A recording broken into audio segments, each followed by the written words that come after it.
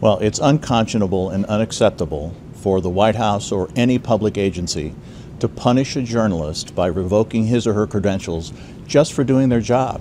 Honestly, I think you should let me run the country. You run CNN. All right. And if you did it well, your ratings would be much better. If I may ask one other question. We, in lockstep with the White House Correspondents Association, the National Association of Hispanic Journalists, the Reporters Committee for Freedom of the Press, and other press freedom groups are demanding that Jim Acosta's credentials be restored immediately.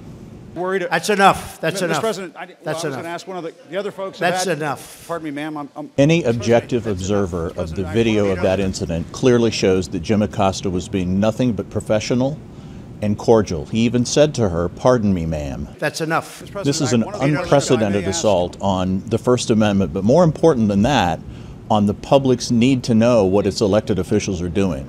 And it's having a ripple effect all over the country, in state houses, in city halls, in school board meetings.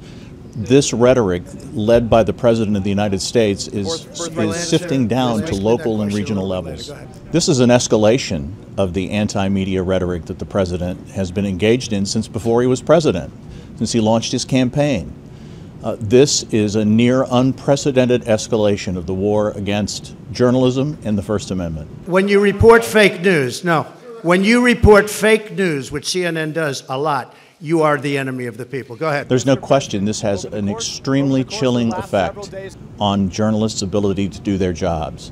When a journalist at the White House or anywhere in the country has his or her press credentials revoked simply because the subject of their inquiries doesn't like the questions they ask, that's going to make some reporters think twice, and that's too bad. In Jim's defense, I've traveled with him and watched him. He's a diligent reporter who busts his butt. Well, I'm not like a big the rest fan of of yours either, so I understand. I think we've seen a very heartening response from other news organizations in support of Jim Acosta and CNN, most of them anyway. And I think it's up to each individual member of the White House press corps and his or her company to decide how they want to respond. You said you would sign an executive order on birthright citizenship. Are you still going to sign the executive order on birthright citizenship?